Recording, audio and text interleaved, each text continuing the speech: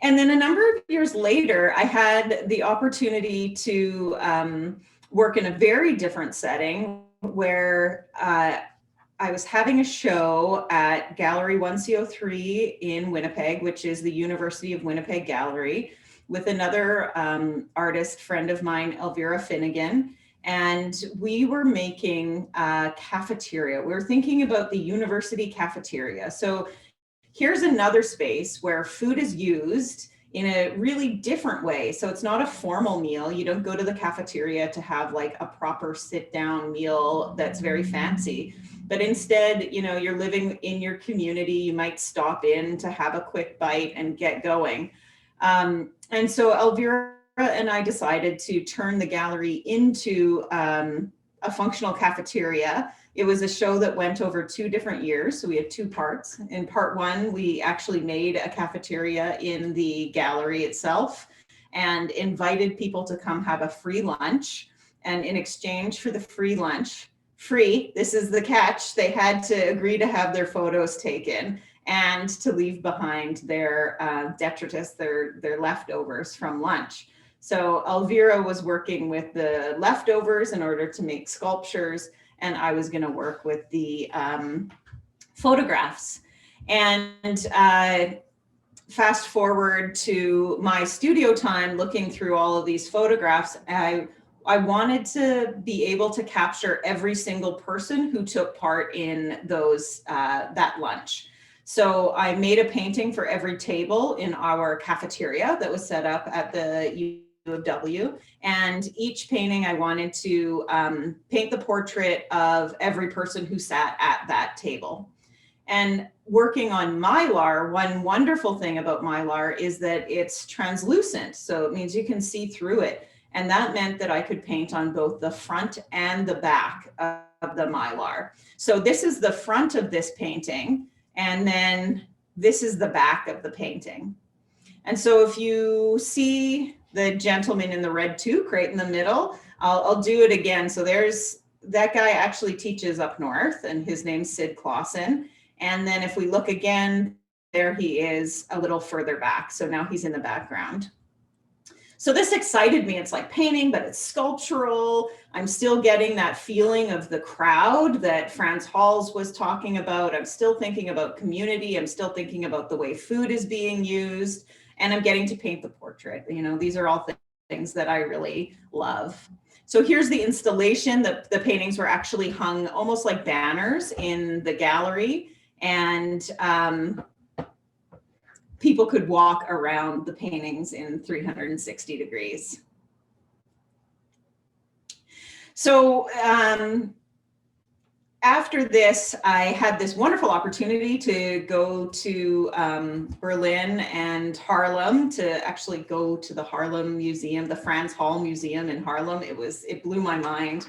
But while I was in Berlin, I saw this painting, and it really struck a chord with me, because we have all of these. This is Adolf Menzel, and this is a history painting at the Alt National Gallery in Berlin. This is the way it looks. So it was left unfinished, and I was so struck at how contemporary it looked because of it.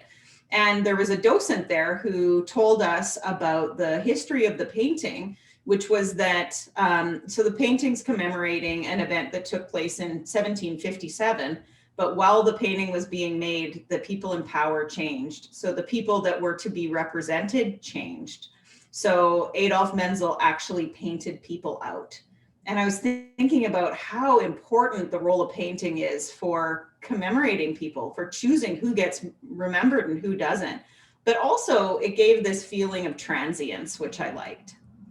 So I took that and I brought it back with me, and I had another show at Neutral Ground Gallery in Regina. And with this show, I wanted to look at the role of food specifically within the art community. So thinking about art openings, and, you know, whether you love them or you hate them, we can't have one tonight for this show. We sure miss them when we can't have them.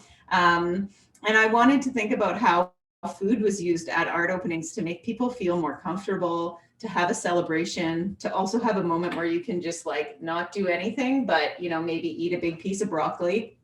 And so I created this painting from time-lapse cameras set up behind the food and set up behind the bar. And this is how this painting looks installed. So you can see maybe the Adolf Menzel influence. I've got this is green colored pencil. That's what the drawing component is. And then certain areas painted in. So thinking much more instead of Franz Hall's, where every single inch of the painting is completely covered in, wanting to leave much more open space and imagining people coming and going.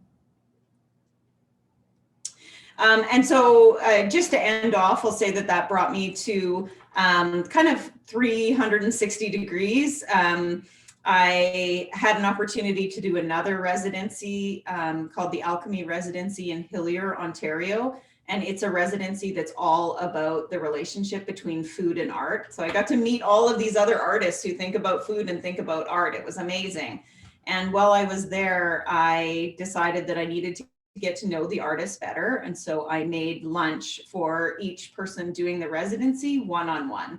And so we had this meal together, and I made these studies based on the photographs. And I was so interested in that moment of eating and the power that these women had. Oh, I really skipped ahead there. I forgot what I added and what I took out of my slideshow.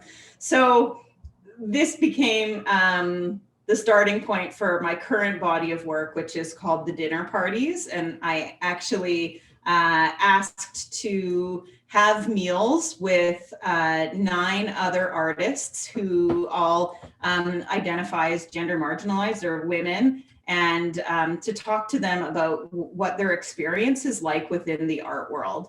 And so I made them dinner, 3 artists from Brandon, 3 artists from Winnipeg, 3 artists from Toronto. So I went to Toronto and made dinners and talked to them. And I had a specific script talking about the types of challenges that they face, the successes that they've had, and what types of things they would need in order to grow their art practices. And I've become really interested in gestures and the way that people gesture while they're talking. And I was struck, going through literally thousands of photographs, I was struck at the overlapping gestures. So for instance, this gesture, which to me means like, what, you know, what's going on? And every single one of them made that gesture. And now I'm looking at overlapping gestures. So this is the most current work, and specifically, again, taking away the painting. So I'm now only painting the gesture instead of everything else, and overlapping things. So this is all this gesture towards the heart. So, you know, like Sarah, this is current work. It's might be a little wet in the studio right now. It's not professionally photographed at the moment, but I wanted to include kind of where this is going, how, you know, you can sustain an idea over several years, and how you can kind of pick it apart and think about all the different ways that you can come into an idea and keep it really fresh and exciting for yourself. So, you know, thanks for this opportunity to speak on my work here. Now I'll just stop the share. There we go. Awesome. Awesome. Well, I think that was great to have all 3 of you speak a little bit about your journey tonight. And I think for those that are here we really enjoyed it. I mean, it's certainly a journey. We saw the challenges that you give yourselves, and the uniqueness of the challenges and the thought that goes into this. And I think that's certainly what I see in the artistic world and the journey that we're all on. And so thank you for a very interesting talk, all 3 of you, Luther and Sarah and Lisa. And thank you for showing your bodies of work. And thank you for showing the flavors and what you have in you. And we certainly wish we could see more of it. And perhaps we can sometime. And we certainly would have loved to have seen it in person as well, like we said many times tonight. So great work. And thank you for that talk. Certainly a highlight.